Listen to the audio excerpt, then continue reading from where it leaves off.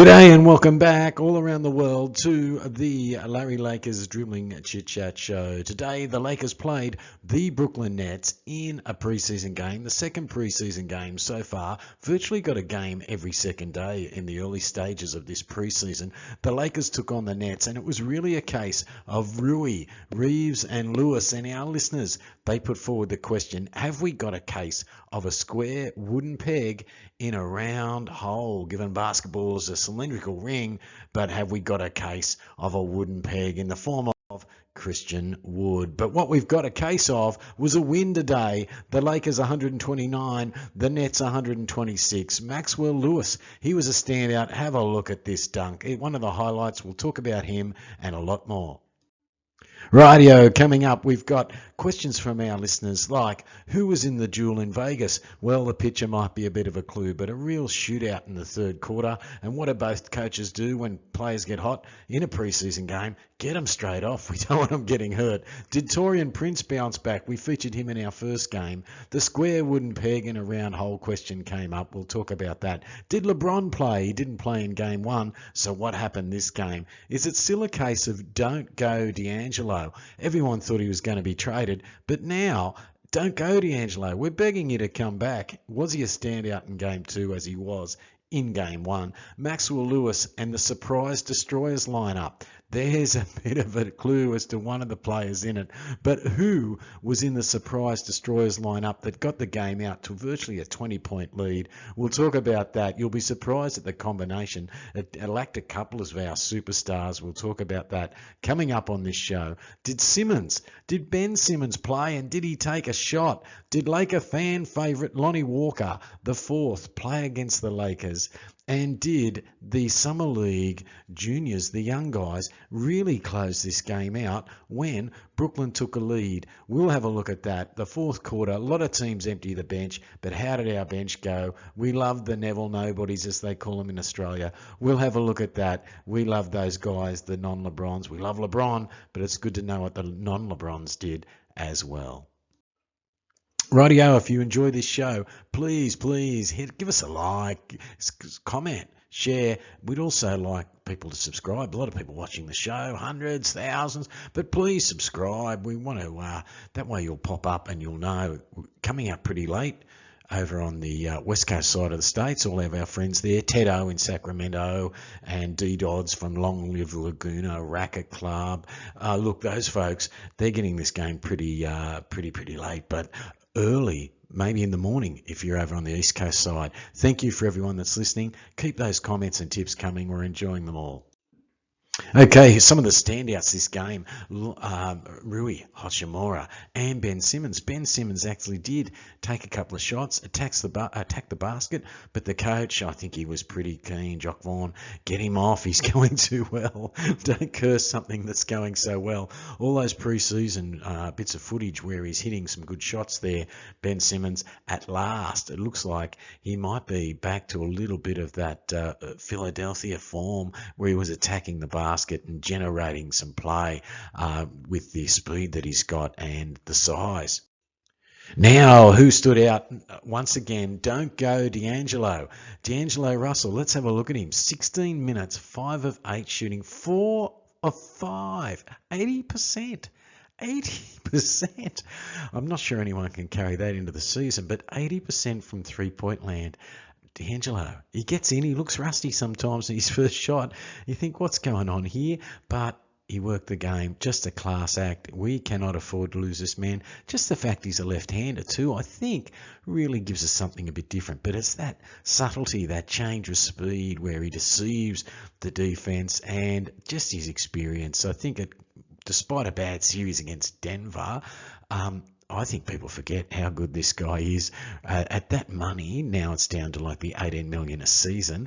I think this is a keeper. I don't know if you want to be trading DAngelo Russell. I'm not seeing anything better out there in that 14 points in 16 minutes. Anthony Davis as well was very good, as was Austin Reaves. Let's have a look at Austin. In his 20 minutes, he didn't play last game, so he was the star or one of the stars of the USA, but a star according to the fans in the Philippines. They loved the Lakers, but of course every time Austin Reaves got the ball in the World Cup playing for the USA, one of the stars of the show there, a fan favourite over there in the Philippines for that World Cup, but sadly the US not quite winning that one, and then not quite winning the playoff there for the bronze medal. But Austin Reaves played well all through it. So rested last game, back this game. How'd he go? 5 or 7 field goals, 4 or 6 from 3. That's beautiful. Look at his free throws. Could the Lakers use that? Last game, pretty dusty on the free throw shooting, the Lakers.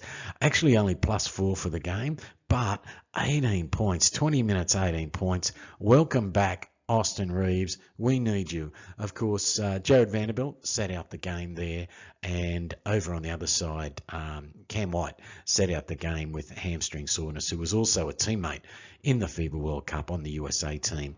A Nets player who is a bit of a star and sat out the game there. So to be fair, we should note that they weren't at full strength, but we didn't have our man Vando either. Let's also have a look at Anthony Davis, red hot. Keep him going that way. 14 points. Our viewers asked the question, did his three-point shooting? There was a few doubters. Mick the Inca, who doubts Pelinka. He didn't think AD could continue the shooting. Sure enough, he threw a couple up there and they looked a little bit ambitious, but right over in the corner, a beautiful three-pointer, 1 of 3. He didn't continue, but to be fair, he had the 14 minutes. Got him off, 4 of 6 on the field goals. Another great sign for the Lakers. 4 of 4 from 3 throws for Anthony Davis. You've got to be happy with that. 7 defensive rebounds there, 1 assist, and plus 17 in just 14 minutes and 13 points. AD looking really good so far. Touch wood. Hope it goes. Hope it continues for the Lakers. Let's have a look at some of the other starters. Okay, LeBron, the King, is back. Crown the King. He was back. Some of the things I liked, he had that little fall away going, and I think one of his first baskets was sort of a Dirk Nowitzki-like fade away. Looked a bit dusty in some spots. A lot of passes from the position you're seeing here in this picture, more than I've probably ever seen before, where he'll do the no-look, pass off the dribble. Today was a lot more from that shot and just that little dump off as he's in that shot motions. I haven't seen him do so many consecutively in the past, whereas he's got that powerful shot where you're lucky if you don't get hit by the pass and it knocks you over. LeBron looking good in terms of ball movement and getting a run, a little bit dusty early on. Nice sign that he's 3 of 4 from the 3 throws. 3 of 8. He fell in love a little bit with the three-pointer after hitting a nice one, but still +2, still a master of the game. 10 points and getting into that 21st year. We'll take that as a warm-up. Thank you, LeBron. Good to have you back. Great stuff. Now, Taurean Prince was the next starter. So Taurean Prince, who was dusty last time, but we said we've got faith. Of all the players, we're a little bit worried about Cam Reddish, but we're not worried about Taurean Prince. We wanted Jalen Hood-Schifino to maybe get a jump shot or a little bit of a float game, but we said we are not worried about Taurean Prince. Dusty last game. He's got fouled off, I think, in just 12 minutes, but 20 minutes today, 5 of 7 field goals, 3 of 5 three-pointers. Welcome back, Taurean. And really sort of worked his way into the game. It didn't look like he was forcing the ball. And last game, he didn't look like he was going to force the ball either. He looked like a smart player. He was waiting for his time, and perhaps today is a sign of that. +4, 13 points in the 20 minutes. It looked like a handy acquisition, and he did still get up to the 5 personal fouls. Players seem to, if they seem slightly offset, drive right into him, but at least he's willing to be there. Some good signs for Taurean Prince. I'm sure the defense will come. Christian Wood. Now the question came about the square wooden peg in the round hole from some of our viewers. We'll look at that in a minute. Rui Hachimura. Rui. He's the other one we said. Rui, almost the 3 R's. Rui, Reaves, and arithmetic. Look, Rui Hachimura, 8 of 14 in the field goal department, 2 of 5 on the threes, but a couple of times when it was very late in the offense, got the ball, shot clock's running out, bumped into players, had nowhere to go, but it's just a lean in, pop back, and still had that jumper. Really, when he came from the Wizards, the Washington Wizards, one of the best things he had was a mid-range jumper, and that was handy because we needed that at the Lakers. Then he started to hit three-pointers in the playoffs at sort of a rate that you would think, wow, if he can carry that through to the season, I doubt he can keep hitting 50%. But if you can bring some of that, and he did, most of the ones he took looked good, even though it was 2 from 5, you'll still take that, 40%, but give or take one either way. It could have gone either way for him, an 8 of 14. Overall, very good. He was unlucky to be minus 11, but he did, don't forget, he's coming off here in the bench, so he spent a fair bit of his time with bench players, which might have contributed to that minus 11. The surprise destroyers line up. Let's have a break from looking at the box scores and talk about the surprise destroyers. There was a point there, third quarter, where the surprise destroyers, the people that took this game out, 66 to 47, were a combination of an unheard of combination for us. Wasn't one anyone was talking about, saying in the season, I look forward to seeing a lineup with these guys in it. Every time you heard the geniuses of the world, the great critics on the podcasts or the great TV shows, none of them came up with this lineup. But here it is. It stretched the lead out there to something like 66-44. It was around the 20-point mark, the biggest lead of the game. Look, 66-47. There it is. We've got it up there. Thank you to our producers for putting that in for us. Look, Rui, Jaxson Hayes, Taurean Prince, DAngelo Russell, and Max Christie. They were the team that absolutely took this out. No one was saying this is the lineup they want to see. No LeBron on, no AD, and they powered away from the opposition who they didn't have, it wasn't like they had all summer league players on. It was a pretty important part of the game, and these guys really pushed that lead out and looked good doing so. At that stage, it was Taurean Prince who took a fair bit of work there, took the ball to the rack a few times, had a little bit of a float game, had a couple of long shots. Rui hit one then, and Taurean Prince again. It was like he was in 3 back-to-back plays there. Jaxson Hayes, now he still looks a little like a newborn deer. He's running around, but a positive. One of our viewers asked last time, is a combination of Jaxson Hayes and Colin Castleton better than Christian Wood? Well, someone else asked, is Christian Wood worth the money? A little bit of an ironic question or satirical question when Christian Wood is on the veterans minimum, but really hasn't quite found his feet yet, perhaps. Let's have a look at this Jaxson Hayes, though. Last game, he was pretty good, and this game he's backed it up with 21 minutes, 4 of 4 field goal shooting. Now, that you're going to get pretty close to a good percentage when you're so athletic and so close to the basket, but he still had to be good enough to get him. He's got us 2 offensive rebounds there and 5 defensive ones for 7 total, so we'll take that. 21 minutes, 7. Have a look here at the points. He's got a quiet 8 points. A few of them were loud, though. They were dunks, but he's a real plus-minus of plus 12. So that's probably one of the best there. That is not Anthony Davis or our man DAngelo Russell. So he ended up just being at the right place in the right time. A couple of little screener rolls, short. A couple of times, what's interesting that he actually doesn't come up in the stats here, but he can get the ball off the board or get the ball at the backcourt and just clear it a little bit. I don't know if you'd want him to bring the ball all the way up, say like Draymond Green and initiate play or something, but just to clear the ball, get the ball going fast out of that backcourt, off the board, or if there's no one to pass it to, like people are sneaking in trying to get the steal, he can clear the ball up towards halfway, a little bit over halfway. He's athletic and he's fast. A couple of times he caught him on the base, a couple of nice passes, beautiful dunks, and one just before a break. LeBron, again, as we said, great to have him back. He was looking a bit rusty. Curved, swerved. It was just before the break, and he's flicked it up with his left hand. It was a bit of a prayer, to be honest. And I had to hope he wouldn't claim it as a pass. But who was there? Jaxson Hayes caught it. dunked it all in the one motion, got it off just before the red line around the backboard went off for the break. So Jaxson Hayes, an excitement machine, perhaps not perhaps the sort of lean dunking, but some reminders of JaVale McGee. Hopefully a little heavier than JaVale. We've got to get him. He seems to take off a little bit quickly, slow down, read the game, and get his body in defence. If we could use some of that sturdy frame, because really we kept asking if we could use that last place for a banger like a Markieff Morris or one of the players who played today, Trendon Watford.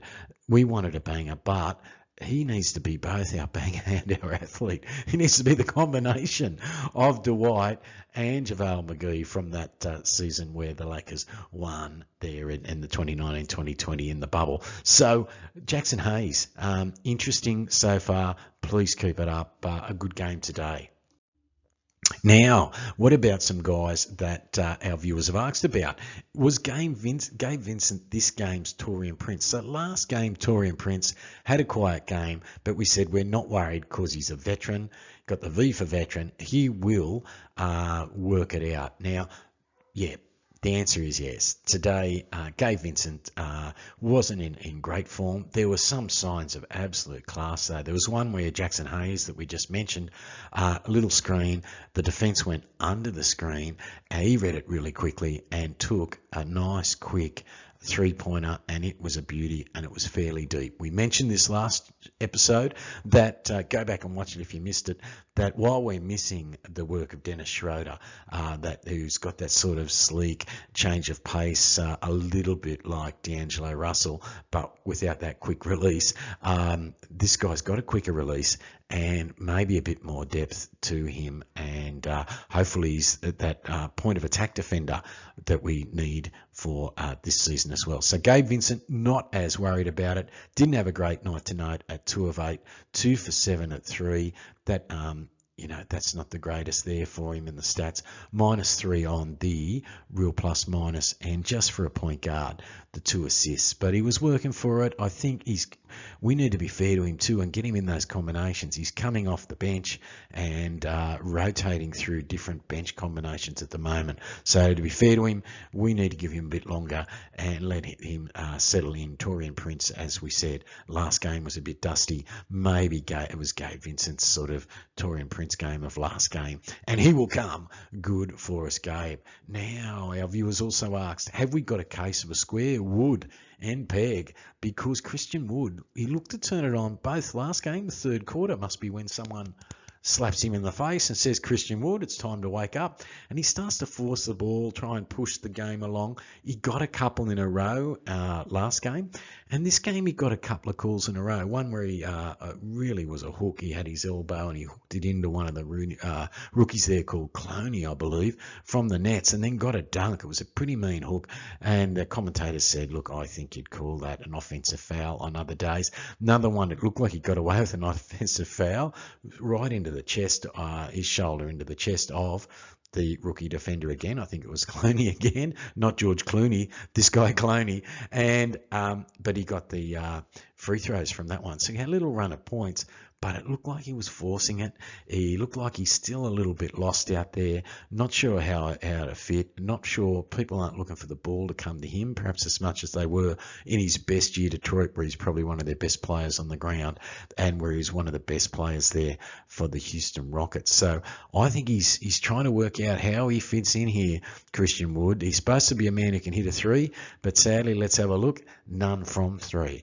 So, and forcing the ball a little bit, 4 of 10 overall. So we need a little bit there from Christian Wood, but he needs to get on in these games and see how he goes and play his way in, just like I'm sure Gabe Vincent will do. Taurean Prince, as we said last time, we're not worried about it. We're a little bit more worried about some of the other players. Let's have a look at this now. Of the bench players, looked athletic, looked sleek, did get some breakaway dunks, has got a three-point shot in his repertoire as well. Maxwell Lewis, drafted later than Jalen Hood-Schifino, but this guy could be, still looks a little slim, but he's athletic. a good height around that 6'7", long wingspan. But Maxwell Lewis, he looked like a sort of a thicker version of Nerlens Noel in sort of a 6'7" body. I guess because of the hair at the time and the shoulders, lean, athletic. But this guy looks like he can put the ball on the floor a little bit, but nice. He can do that, particularly if he's driving the baseline. And today, got a couple of breakaways for dunks. Sure, we'll say that was a great opportunity. You shouldn't be one spectacular dunk where he's brought it round two-hand windmill in the open court there, and a runaway dunk. 4 or 5 on the field goals. You wouldn't expect that every time. Couple of defensive rebounds. Came off, it was -2, but again, he's playing with the bench players. One to watch, one to keep developing.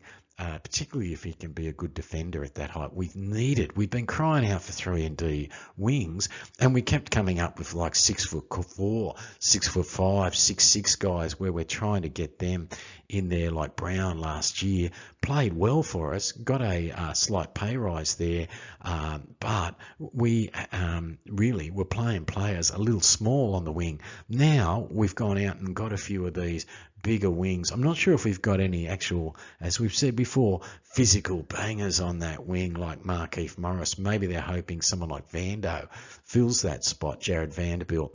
But that physicality that can also hit a three. Vando's three, look, it's gone in, but it's a little bit of the Ben Simmons three-pointer. Take the hand off and push with the one.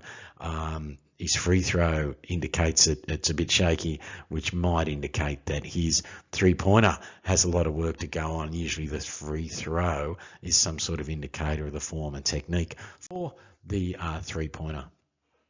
Now, one of our listeners has asked, well, who stood out from your Summer League favourites? As one of our early podcasts, go back and look at the YouTube as well. We featured a really big breakdown extensively on all of these guys, so please go back and have a look at that. But our Summer Leaguers actually saw out this game. The Brooklyn Nets snuck back into this game and took a lead. You won't believe that. From almost the 20-point lead from the Destroyers line up, the surprise Destroyers. Then the Summer League guys, which was nice. Both teams did it. I'm not sure the other team did it quite as much. They had a couple of players with a fair bit of NBA experience on there in Trendon Watford and one other player. But I've got to tell you, the boys from Summer League, it was with Max Christie, but he was in the Summer League team. They took this out, and it got a bit shaky. They had a 1-point lead with a couple of minutes to go, and looked like Lonnie Walker. Now, we'll talk about Lonnie in a minute, but Lonnie Walker was going to town to feast as a former Laker on our Summer League boys. So there's an indication of the players that the Brooklyn Nets had on. They had some players on with a fair bit of NBA experience and a couple of two-way contract guys.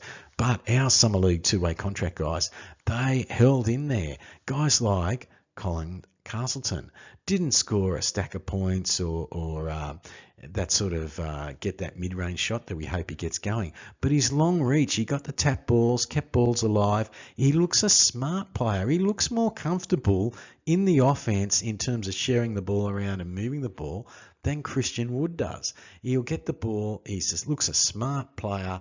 He doesn't look like, a bit like people say Austin Reaves does. He doesn't make a lot of shocking mistakes. He looks like a smart basketballer. He doesn't look like he's forcing the basketball at any stage. So Colin Castleton, there's some hope for him. He's not a heavy dude in terms of a body you'd go and put on Joel Embiid or Nikola Jokic in any hurry, but he looks smart. He keeps the ball alive, taps it up. Look at that, 3 offensive rebounds. The defense rest, 2 offensive rebounds, 8 minutes, 5 boards. He was on -5, but as we said, they had some experienced players on with a couple of two-way players. They put a run on against these guys, but check the heart, they stood up. Check the brains, they stood up. Jalen Hood-Schifino, not a great night. Again, we need this guy to find a shot, but he's got some physical tools. This guy looks strong. He looks confident with the ball on the floor. As they get up and bump and attack him, he keeps his dribble. He doesn't panic and pick it up. He can get the defender on his hip. He can get them halfway around his back. He's willing to create, swerve around, get in under guys, try and dish off. But if he just had that little floater at the finish, where last game when he did that, he's able to work in, he virtually forced the ball and forced a charge. Whereas someone like Max Christie, who didn't get the mid-range shots today, had a couple of threes that looked like they were dead set in. I think LeBron got up to celebrate these threes, but Max Christie, a couple of shots that hit the front, they looked a bit short and dusty, but a couple of misses, maybe up to 2 or 3 of those three-point attempts, were really good shots. They looked like they were going in. And to be fair, Max, look, he could have had 3 out of 6 or something in that three-point line instead of 1 out of 6. But have a look at him, 1 out of 6. Did not get that mid-ranger that we said was good, just outside mid-range where he's got a little bit of hang time. It's a soft shot, the sort of shot we'd like to see Jalen Hood-Schifino develop.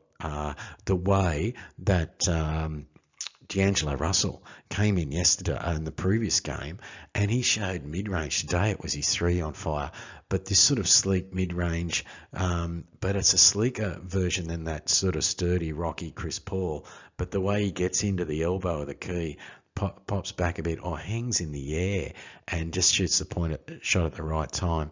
This guy, Max Christie, had it last game but did not attempt any of those mid-ranges. I'd like to see him keep that in his toolkit, because there's going to be games where the three-pointer doesn't quite drop. And today, some of them were in and out. So to be fair, he could have had 50%. None of them were, at least half of them were the sort of shots as a coach you say, wow, take that shot, great choice.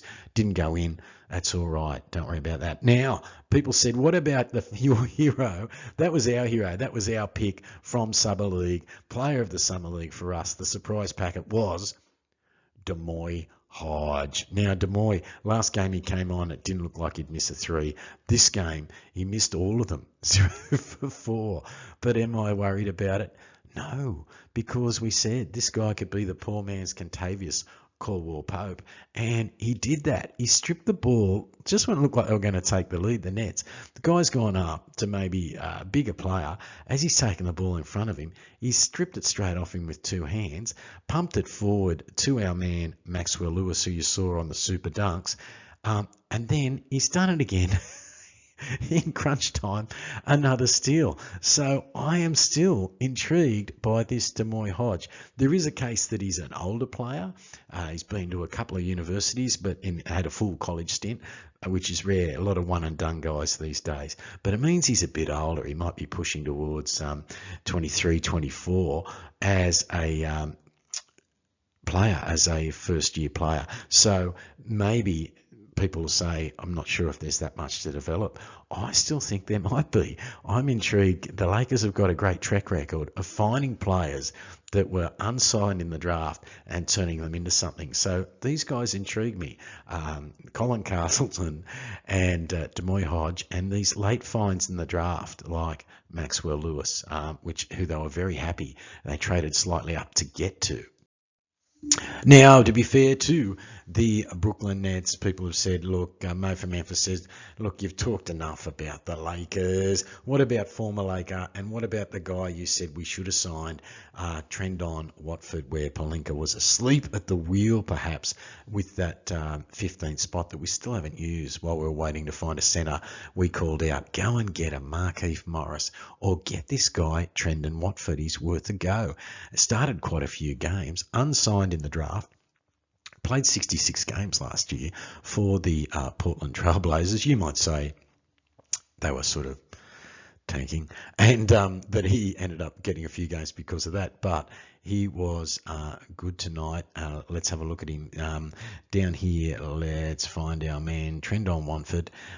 Just 2 of 6 in the shooting, 6 of 7 from the free throws. Usually the guys we've got that are banging around aren't that good on the free throw, but he played well. He'd be a strong power forward sort of case for us and give us a difference perhaps to Vando, and can usually hit a three-pointer, though he was 0 of 1 tonight. So that was a little on our Trendon Watford watch. A guy I thought was really classy for them, and they got him off pretty quickly, was Royce O'Neal. He got a few steals, and have a look at that off the bench. He's +5 for them.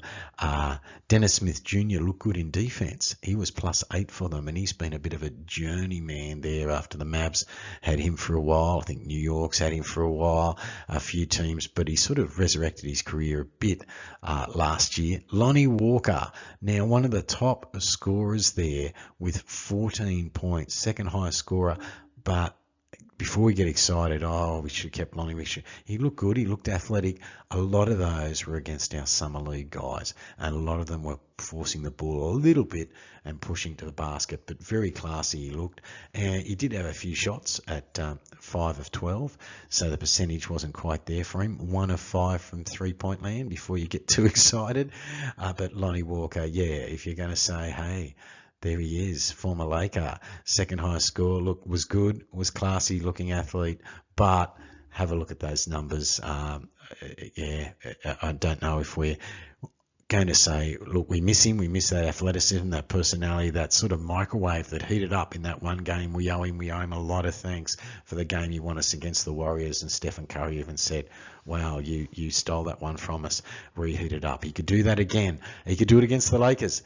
But so far, perhaps the stats hide a little bit of, or the points hide a little bit of where those points came for Lonnie Walker. Harry Giles is a guy we said a couple of years ago, why don't they try and get him? He was on a veterans minimum there. He's popped up. He was drafted by Sacramento, had a lot of injuries, classy, not quite big enough to be a centre, but again, a really smart player. He looked good, and look at that, off the bench, +2, Harry Giles, class act there. Dinwiddie, classy again. How about 4 or 5 from three-point land? Took one leaning away as the defense closed him out on the three-point line in the corner, falling back a bit, and he still hit it. Dinwiddie was on fire from the three. Not on fire in his time, though. -10 there as one of the starters. Ben Simmons, good to see him back. 4 out of 6, attacked the basket, wasn't afraid to be fouled and go to the foul line. As we said, a little bit of a Vando shot on his free throw, takes the other hand off, and it was sort of single, but it's straight. And look, they say a straight shot, the start of a good shot, and it's got a nice follow through. Wouldn't mind seeing the other hand on it a bit longer and a little bit of dip perhaps and go up. It looks like he's stiff, but don't forget he's had that back injury. Ben Simmons, good to see him back, pushing the ball and attacking the basket. I hope it continues for him. But today, see the Lakers have a win. What's next for the Lakers, if you're wondering what's coming up? They play the arch rivals, the Sacramento Kings. The Sacramento Kings will be, let's see there, this game was today, Tuesday. So as we said, a game just about every second game here, every second day, hence a little rest there for guys like LeBron. And then a little bit of a break. Saturday, then Monday. The break is that last game, Monday through to Friday. So Monday, October the 16th. So the next game is Sacramento. Then we've got another one, a return, Golden State. I believe they'll be back in LA, and a game against Milwaukee, and then a little bit of a 4-day break for a game against Phoenix. And look, aren't they the talk of the town? Everyone is saying Pelinka, what a genius signing all these guys. I'm not sure if Phoenix haven't signed a more intriguing lineup of bargain players to go with their stars, and then that late flurry of trades. I look forward to seeing that. Please like, subscribe, comment, Love getting the comments. Thanks for those we've got. Share. We're looking forward to it. We've also got a podcast. Go and listen to the podcast. You can get the show on here. You can get the show on the podcast. You've been listening to the Larry Lakers Dribbling Chat Chat, a show for the people, by the people. You provide the questions. We'll provide the chit chat. Until next time, have a safe day. We'll see you after the next game. The Sacramento Kings. Go Lakers.